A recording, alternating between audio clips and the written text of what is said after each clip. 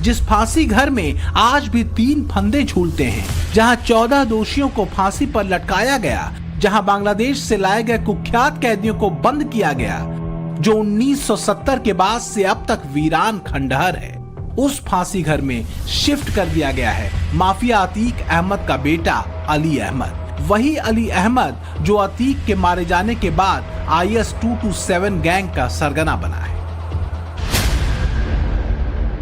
प्रयागराज से लेकर लखनऊ और दुबई तक अतीक अहमद के बेटे को फांसी घर में शिफ्ट किए जाने की चर्चा बहुत ज्यादा है। माफिया फैमिली को डर ये सता रहा है कि योगी आदित्यनाथ आगे क्या करने वाले हैं। ऐसा क्या होने वाला है प्रयागराज की नैनी सेंट्रल जेल में जिसने तहलका मचा दिया है।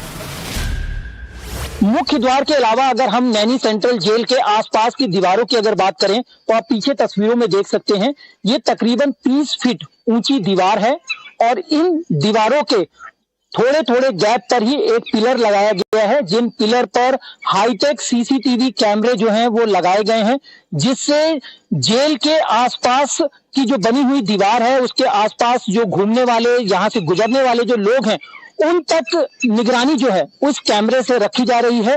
बाकायदे इन कैमरों की रिकॉर्डिंग भी की जा रही है। इसके साथ ही आपको बता दें, ये जो 30 फीट बनी हुई ऊंची दीवार है, इस तरीके से अंदर बनी हुई 3 लेयर की और दीवारें हैं। उसके बाद बताया जाता है कि पूरा खाली मैदान है जिसमें खेती का काम जो है वो होता है। इसके बाद बाएं हाथ पर अगर आप आगे बढ़ेंगे तो वहीं पर ही फांसी घर है। नैनी जेल के फांसी घर में अतीक के बेटे को शिफ्ट हुए भले ही कुछ घंटे हुए हों, मगर उसकी नींद उड़ी हुई। उसके जहन में बार बार फंदे आ रहे हैं। वो इतना डरा हुआ है कि अपने किए पर पछतावा कर रहा है। माफिया सुपुत्र मन ही मन कह रहा है, काश योगी राज में ऐसा न किया होता। दरअसल अतीक के बेटे की बैरक में DIG ने छापा मारा तो वहां से कैश बरामद हुआ। अली अहमद की सेल में कई प्रतिबंधित सामान भी मिले, जबकि जेल के नियम कहते हैं कि कैदी के पास कैश किसी भी हाल में नहीं हो सकता। सवाल उठा कि अतीक के बेटे के पास पैसा आया कहां से। तो जांच रिपोर्ट के सामने आने के बाद डिप्टी जेलर और वार्डन को तत्काल प्रभाव से सस्पेंड कर दिया गया।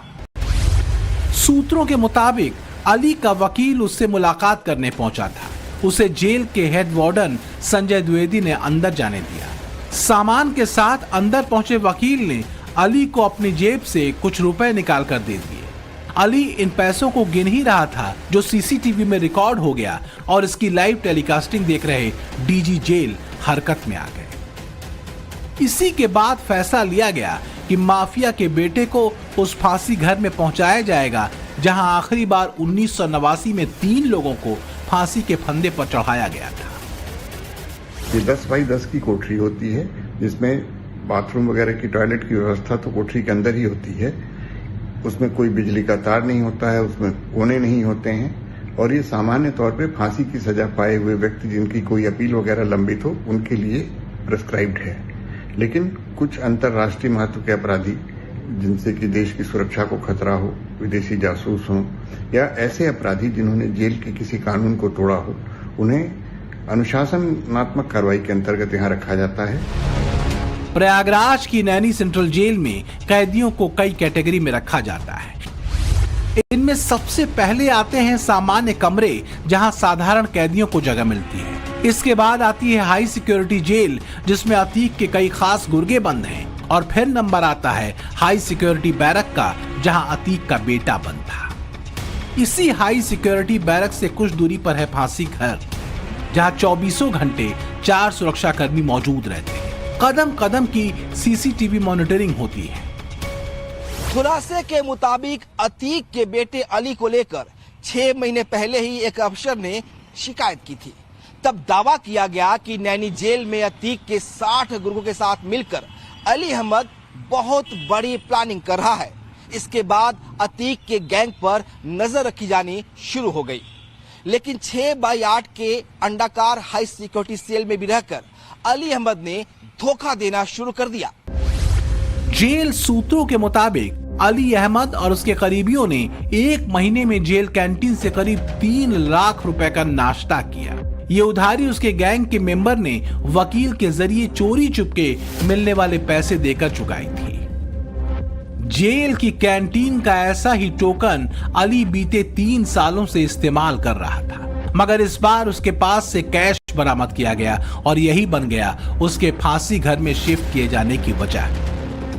बताया जाता है कि दोषियों को फांसी दिए जाने के एक दिन पहले नैनी जेल के इसी सीक्रेट ठिकाने पर रखा जाता था, लेकिन जब से इस जेल में फांसी की सजा पर रोक लगाई गई उसके बाद से ही इसे खंडहर के रूप में छोड़ दिया गया। लेकिन उत्तर प्रदेश के मुख्यमंत्री योगी आदित्यनाथ माफिया फैमिली को लेकर बेहद सख्त हैं। वो किसी तरीके की लापरवाही नहीं बरतना चाहते हैं और यही कारण है कि प्रयागराज से लेकर लखनऊ तक हड़कंप की स्थिति बनी हुई है। अली अहमद प्रयागराज के उमेश पाल हत्याकांड के मुख्य आरोपियों में है।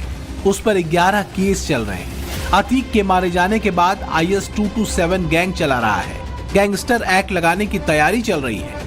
इसलिए माना जा रहा है कि आने वाले दिनों में माफिया गैंग को लेकर बड़ा फैसला लिया जा सकता है। योगी आदित्यनाथ ने भी इनडायरेक्ट तरीके से इस पर बड़ी बात कही। वे विकास नहीं करते थे, वे तो मुंबई की डी कंपनी को पालते थे, डी कंपनी को, दाऊद गिरोह को पालते थे, पार्टनरशिप करते थे, उनके साथ मिलकर के बंदर बांट करते थे, सुरक्षा में सेंध लगाते थे। कोई आतंकी वारदात होती थी, बदनाम आजमगढ़ होता था, पहचान का संकट मेरे इन नौजवानों के सामने आता था। अतीक के 200 से ज्यादा गुर्गे देश के अलग अलग जेलों में बंद हैं, जिनमें माफिया परिवार के लोग भी शामिल हैं। अतीक अहमद मारा जा चुका है, पत्नी शाइस्ता परवीन फरार है, बड़ा बेटा उमर लखनऊ जेल में बंद है, दूसरे नंबर का बेटा है अली जो प्रयागराज के नैनी सेंट्रल जेल में, तीसरा बेटा असद एनकाउंटर में ढेर हो चुका है, चौथा बेटा एहजम कोलकाता में पॉलिटिकल साइंस की पढ़ाई कर रहा है, पांचवा बेटा कोर्ट के आदेश के बाद अपनी बुआ के साथ हटवा में। यानी शाइस्ता को छोड़कर हर कोई योगी की पुलिस के रडार पर है। अब इसलिए सवाल उठ रहा है कि क्या अतीक की पत्नी किसी जो भी लोग बचे हुए हैं उन पर भी सरकार की मुस्तैद नजर है और एक ना एक दिन वो भी कानून के शिकंजे में आएंगे ही आएंगे। तस्वीरें थोड़ी पुरानी हैं, मगर माफिया फैमिली के जहन से धुंधली नहीं हुई, क्योंकि योगी आदित्यनाथ का संकल्प अतीक गैंग के संपूर्ण खात्मे का है। एक अनुमान के मुताबिक IS 227 गैंग की करीब 1800 करोड़ से ज्यादा की प्रॉपर्टी पर योगी का एक्शन हो चुका है। या तो बुलडोजर चलाया जा चुका है या फिर उनको कब्जे में लिया गया। योगी का खौफ क्या होता है, ये यूपी की 2 माफिया फैमिली से बेहतर कोई नहीं जानता। पहला है अतीक अहमद का परिवार और दूसरा माफिया मुख्तार अंसारी का गैंग। योगी ने सत्ता में आने के बाद से ही दोनों माफियाओं का हिसाब किताब करना शुरू कर दिया और फिर वो हुआ जो 2017 से पहले कोई सोच भी नहीं सकता था। माफिया तो कब्र के नीचे दफन हो गए, उनका गैंग भी तहस नहस हो गया, बचे कुछ लोग भी अपनी सांसों के लिए मिन्नतें कर रहे हैं। अतीक के भाई अशरफ की पत्नी जैनब फातिमा ने हाई कोर्ट में कुर्की और वारंट को चुनौती दी है। डर इस बात का है कि योगी उनकी बची खुची जमीन पर पूरी तरह ढहाने की तैयारी कर चुके हैं। अतीक का खानदान, अतीक के करीबी, अतीक के सहयोगी, अतीक के रिश्तेदार सब खौफ में हैं। बताया जा रहा है कि इन्हीं में ऐसे लोग हैं जो माफिया खानदान की अवैध संपत्ति को बेचकर अली तक पैसा पहुंचवा रहे थे और ये सिलसिला बीते 1 साल में बहुत तेजी से बढ़ा। अब माफिया के बेटे के पास कैश मिलने के बाद इन अवैध संपत्तियों को नोटिफाई करने की तरफ कदम बढ़ाए जाएंगे। प्रयागराज से विनय रघुवंशी के साथ ब्यूरो रिपोर्ट, टाइम्स नाउ, नव भारत।